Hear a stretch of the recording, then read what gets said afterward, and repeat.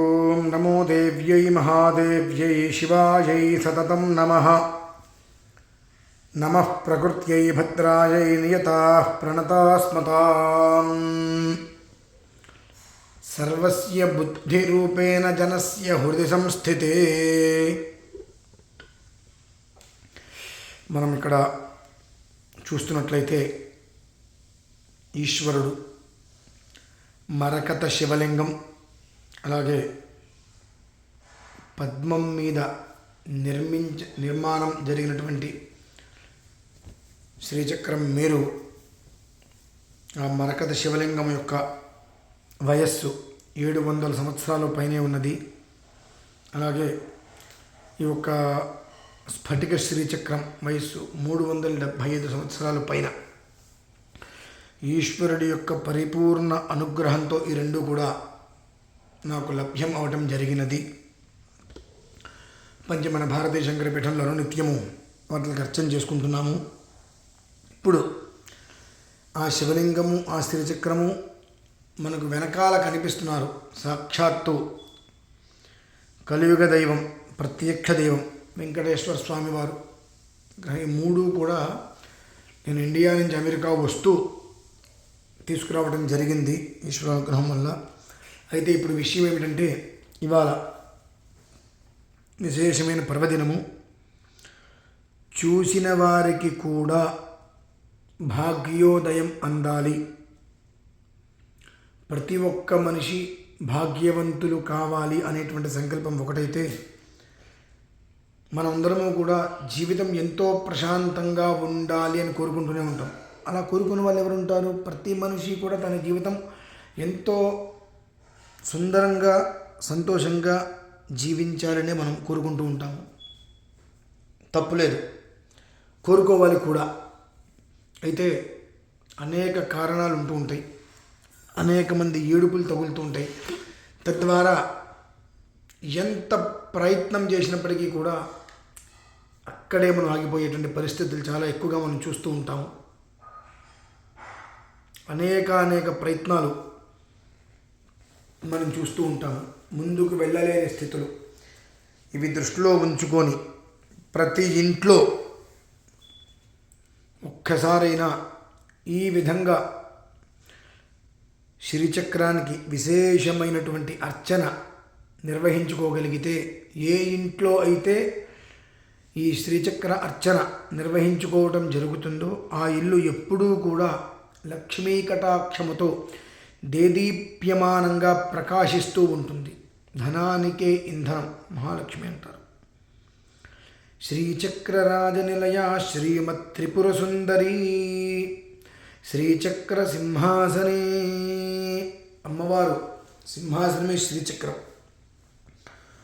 అటువంటి శ్రీచక్రానికి ఇప్పుడు మనం అభిషేకం చేయుచున్నాము. ప్రతి ఒక్క ఇంట్లో ఖచ్చితంగా ఏమాత్రం అవకాశం ఉన్నా గడపలో కూడా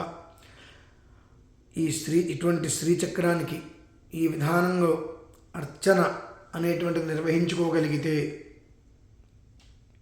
ఖచ్చితంగా ఆ రోజు నుంచి మనం లెక్క పెట్టుకోవచ్చు. ఎటువంటి పరిస్థితి నుంచి ఏ స్థితికి అమ్మవారు మనల్ని తీసుకువచ్చింది అనేటువంటిది, అంత అద్భుతాన్ని ఖచ్చితంగా మనం చూడగలుగుతాము. అమ్మవారు ఆ ఒక్క శక్తిని మనకు ప్రత్యక్షంగా చూపించగలుగుతారు. అయితే ఇందుకు కొన్ని విశేషమైనటువంటి మూలిక ద్రవ్యములు అవి కూడా అవసరము. ఒక 4 ద్రవ్యాలు విశేషం. ఇక పుష్పాలు, మంచినీరు, కొబ్బరి నీరు ఇవన్నీ యథావిధిగా ఎప్పుడు దొరికేవి మనకి ఎప్పుడు కూడా. కానీ ఈ ఆరాధనకి మాత్రం విశేషమైనటువంటి ద్రవ్యాలు 4 ఉన్నాయి. ఆ 4 కూడా ఇప్పుడు నేను మీకు చూపిస్తాను. అందులో ఒక 2-3 వరకు దొరుకుతాయి. తర్వాతది కొంచెం కష్టసాధ్యం అవ్వచ్చు, ప్రయత్నం చేస్తే దొరికే అవకాశం ఉంటుంది. ఒకసారి అవి కూడా నేను మీకు చూపించడం జరుగుతుంది. ఒక్కసారి చూడండి.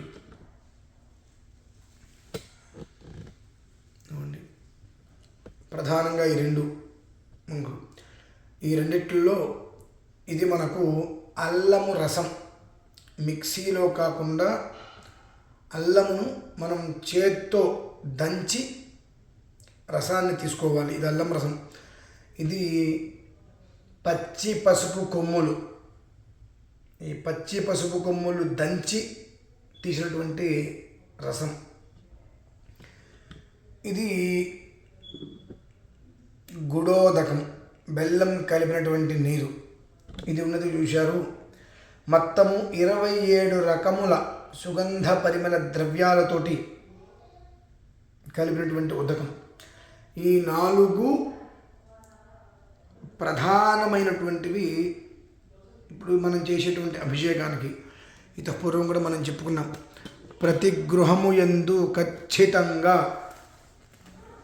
ఒక్కసారైనా ఈ విధానాన్ని అనుసరించి మనం చేసుకోగలిగితే అంతకు మించిన యోగం మనకు ఉండదు అని చెప్పి.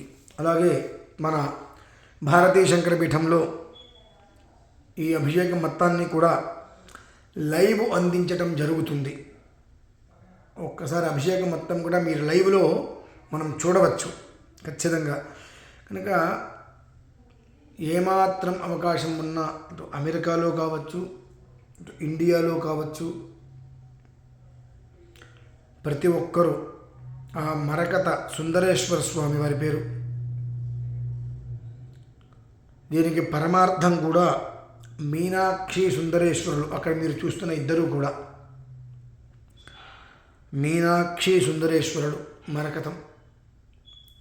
వీరిరువురిని అయినంత వరకు మన ఇంటికి ఆహ్వానించుకొని మన ఇంట్లో ఒక్కసారైనా సరే ఈ విధానంగా మనం అర్చించుకోగలిగితే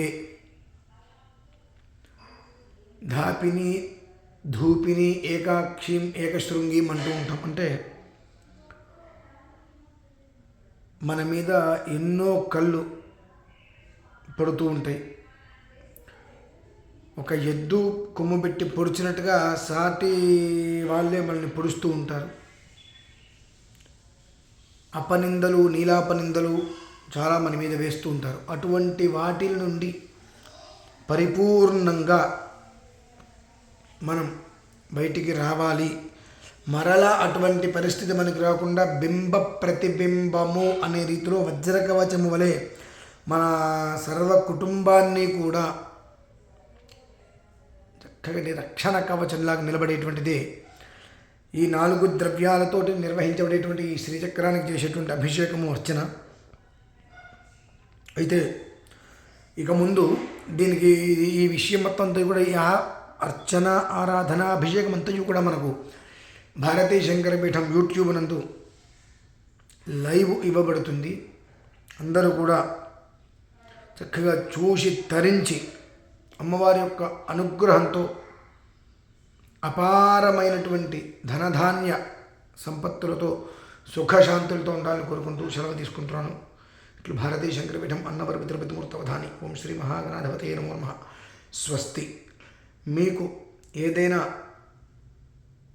జాతకపరంగా, వాస్తుపరంగా లేదా ఏదైనా ధర్మ సందేహాలు అనేటువంటివి తెలుసుకోవాలి అనేటువంటిది ఏదైనా ఉన్నట్లయితే కనుక స్క్రీన్ మీద కనపడినటువంటి నెంబర్కి కనుక మీరు కాల్ చేసినట్లయితే మీ యొక్క ప్రతి సందేహానికి సమస్య తక్షణమే మీకు అందించడం జరుగుతుంది. ఓం శ్రీ మహాగణాధిపతయే నమః. స్వస్తి.